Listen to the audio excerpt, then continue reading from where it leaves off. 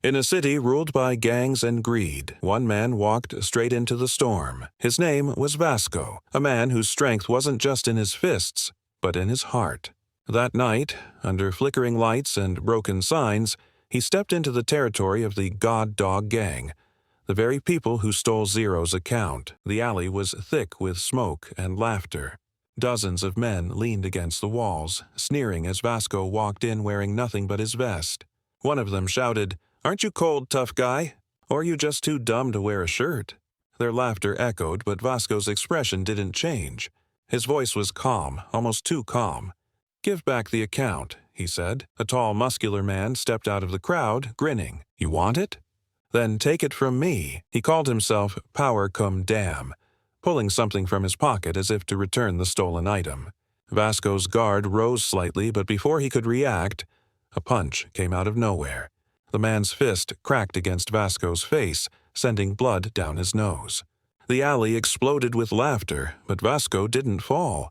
His feet stayed firm on the ground. He lifted his head, blood trickling from his lip, and stared at the man who hit him. That silent stare alone made the others stop laughing. Then suddenly, he grabbed the man's arm and twisted. The bones popped like dry wood, and the man screamed in agony. In the same second, Vasco lifted him up and slammed his face into the ground so hard the floor shook. Gasps filled the alley. Every single one of them saw it now. This man wasn't bluffing. Vasco's eyes were cold and sharp. The blood on his face only made him look more terrifying. More men rushed toward him from every side. One jumped high, trying to kick him, but Vasco caught his leg mid-air. Without hesitation, he swung him like a weapon and smashed him into the three others charging in.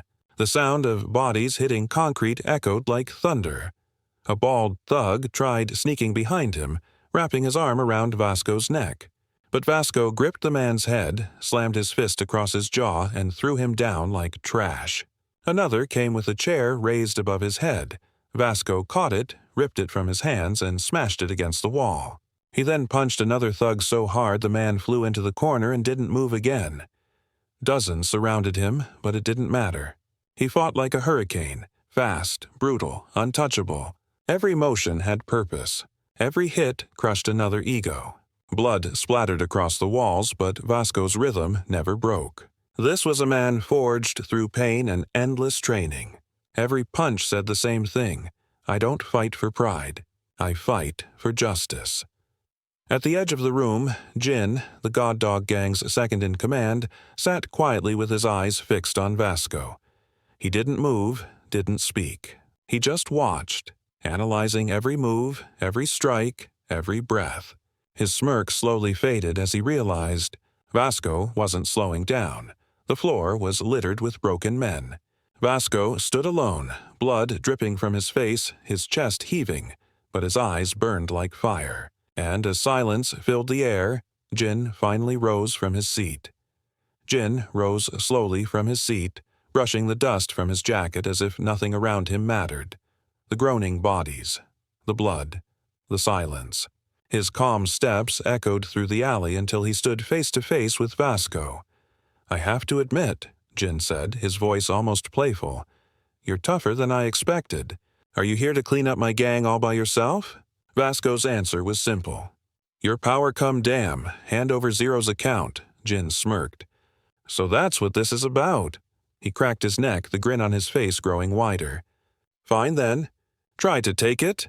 Before Vasco could blink, Jin's foot lashed out, fast, sharp, brutal.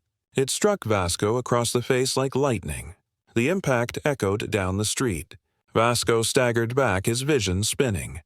"If you can take it back," Jin said coolly, "then go ahead and try." Vasco roared and swung a punch, but Jin slipped aside effortlessly and countered with a devastating body shot. The blow sank deep into Vasco's gut, forcing the air from his lungs. For a moment the world tilted. Most fighters would have been finished, but not Vasco. He wiped the blood from his mouth and charged again. Their fists collided with thunderous cracks, echoing through the alley like drums of war. "You're strong," Jin admitted, ducking another swing, "but predictable." He blocked another strike, shifted his weight, and kicked Vasco again, this time straight into the ribs. Pain shot through Vasco's body, but his eyes never lost focus. Far away, in a dark car lit only by streetlights, Johann sat beside Gun, the ruthless leader of the organization that controlled them all. Gun's calm voice broke the silence. "So, Johann," he said, "did you visit the hair shop again?" Johann nodded. "Yeah, I'm a regular customer there." Gun chuckled lightly. "Impressive. Even with all your responsibilities, you still find time for haircuts." Johann leaned back. "I manage. But lately, I've been busy. There are over 400 territories that I oversee." Gun's eyes narrowed. "And yet, in every one of those places, there's someone working under you. So tell me, why do you keep doing some of this yourself?" Johann's tone darkened. "Because there are places no one else can go. Some jobs require my own hands." Gun nodded slowly. "Fair enough. But soon, those jobs will be mine. When I merge the 4 major gangs into one, this city will kneel." Johann's gaze shifted out the window. "When will you start?" Gun smiled. "Soon. I'll begin with Big Deal. Their leader's gone, locked away. Taking them down will be easy." Johann frowned. "You're planning to strike while Jake is in prison?" Gun's grin widened. "Exactly. The fool brought it on himself, dealing in illegal trades to fund my payments. He wanted to please me, but all he did was destroy his own life." Johann's jaw tightened. "He did it for you. You take $1.1 million from every gang each month. How else was he supposed to pay?" Gun's voice sharpened. 100 schools sit in your district, each paying $1,000 a month. That's $100,000 for you alone. $3 per student. That's all I ask. But remember, don't cross the line. If you break the law and our business suffers, you're done." From the passenger seat, Ku, the silent man with piercing eyes, finally spoke. "Don't ruin the organization, Johann. You still run that fake account scam?" Johann turned toward him sharply. "No, that's over. We shut it down." "Make sure you did," Ku said. "That operation almost destroyed your gang before you became leader." "Keep it buried."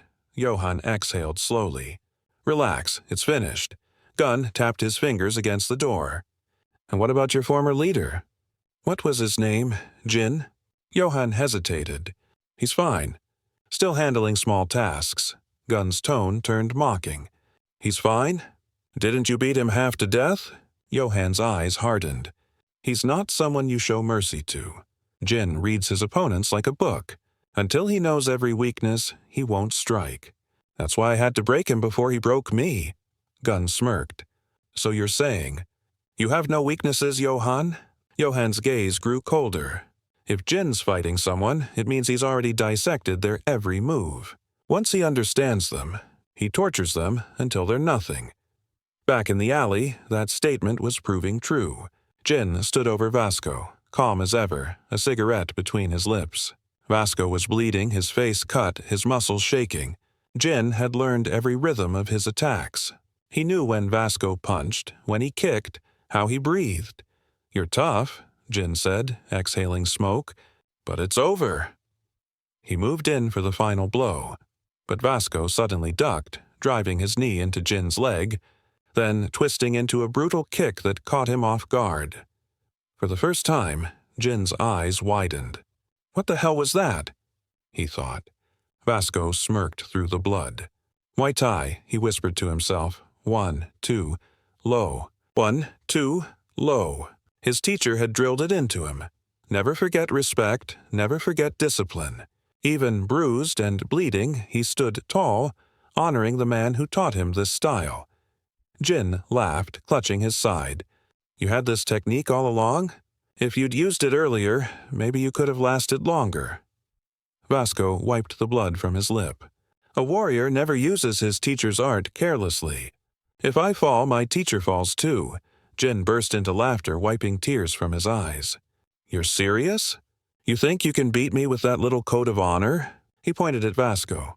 "I like you, Vasco. Why not join me? The Burn Knuckles gang won't last long.